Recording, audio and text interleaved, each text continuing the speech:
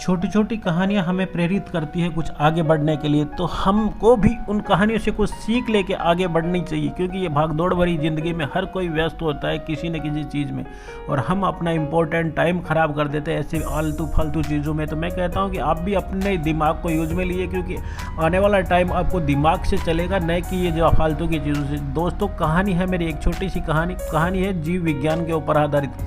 जो एक बार शोधकर्ता जो एक रिसर्च कर रहे थे, एक बड़ी मछली होती है शार्क, उसको पकड़ रखा था और उसको एक टैंक के अंदर छोड़ रखा था।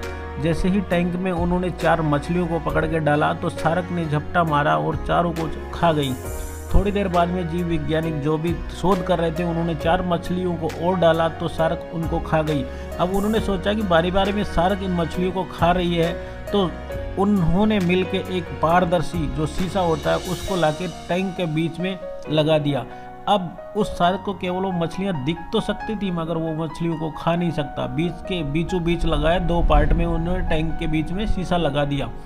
अब शार्क आए, झपटा मारे, मगर नहीं खा सकी। शार्क कोशिश करता रहा, मगर वो मछली तक नहीं जा पाता। अब इतना शोध हो चुका था कि शार्क जब भी आए, शार्क को हताशा ही नजर आए, यानी वो मछलियों को नहीं पकड़े। अब ये काफ़ी रूटीन चलता रहा।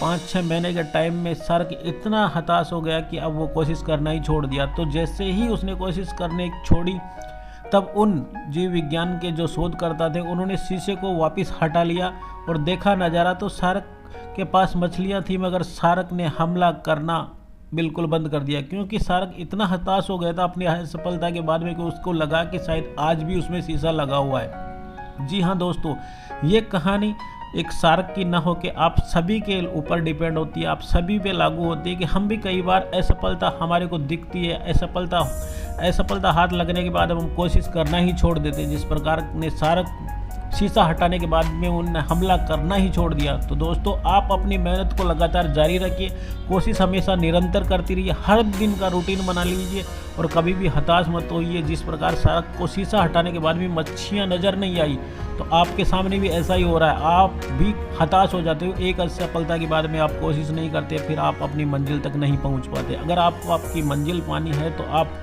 हमेशा एक्टिव रहो और कभी न कभी आपको ज़रूर सफलता मिलेगी, मगर इसके लिए होती है कि निरंतरता।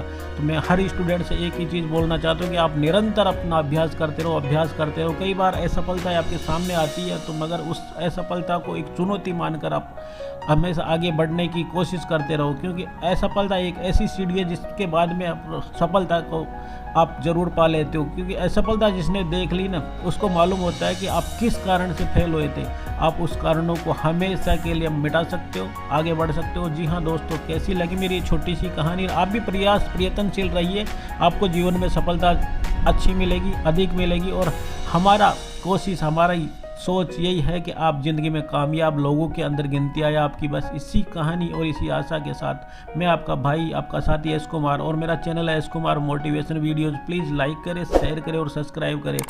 मैं हमेशा लेके आता हूँ आपके लिए ऐसे ही कंटेंट। तब तक के लिए जय हिंद, जय भारत, वंदे मातरम।